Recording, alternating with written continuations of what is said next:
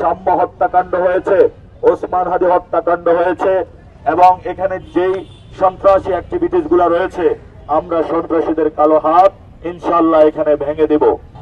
5 তারিখ গণ অভ্যুত্থানের পরে মির্জা আব্বাস যে রাজুকের ফ্ল্যাট বিতরণ করেছিল, সেই অনিয়ম করেছিল এবং বিভিন্ন জায়গায় যে দুর্নীতির কালো থাবা বিস্তার করেছিল, সেই ফাইলগুলো 5 তারিখের পরে 2টি মামলা উঠিয়ে দেওয়া হয়েছিল।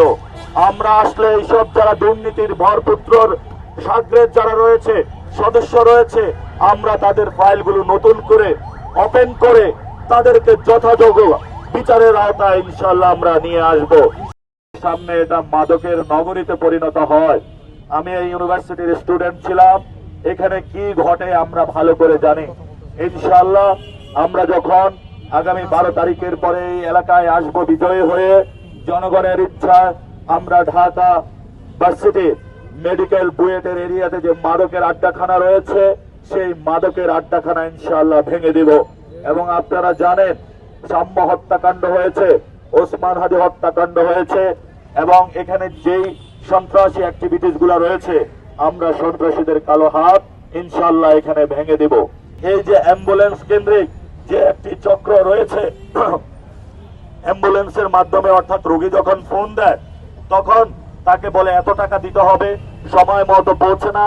আমরা মেডিকেল সেক্টরে কোন রোগী যাতে বাসা দিয়ে সরাসরি মেডিকেলে পৌঁছতে পারে ইমার্জেন্সি হেল্পলাইন চালু করব, যার মাধ্যমে সে সহজেই অ্যাম্বুলেন্সকে খুঁজে পাবে এবং অ্যাম্বুলেন্স গুলার ক্ষেত্রে দখলদারিত্ব সিন্ডিকেট যেটা রয়েছে সেটা আমরা ভেঙে দিয়ে নতুন একটি স্বাস্থ্য খাতের ইনশাআল্লাহ আমরা যাত্রা করব। আপনারা জানেন আমাদের যে শাহবাগ এরিয়া, এই এরিয়ার মধ্যে বিভিন্ন প্রাতিষ্ঠানিক অনেকগুলো প্রতিষ্ঠান রয়েছে। এটার মধ্যে একটি অন্যতম প্রতিষ্ঠান দুদক।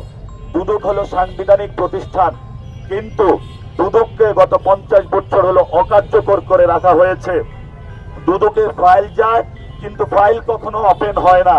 আমরা ইনশাআল্লাহ যখন 12 তারিখের পরে আসব আমরা দুদককে শক্তিশালী করব এবং দুদককে শক্তিশালী করে 2001 থেকে 6 পর্যন্ত বাংলাদেশে যে সকল দুর্নীতি হয়েছে, অবিচার হয়েছে, ইনশাআল্লাহ আমরা সেগুলোর বিচার করব।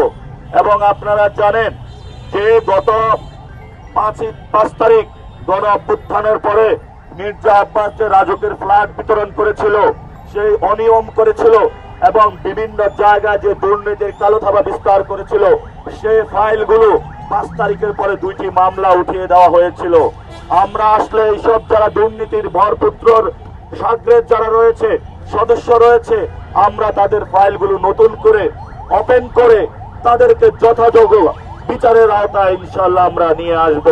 এবং আপনারা জানেন এখানে আমাদের সচিবালয় রয়েছে, এই সচিবালয়ের মধ্যে বাংলাদেশে এখনো আওয়ামী প্রেতাত্মারা ঘুরে বেড়াচ্ছে।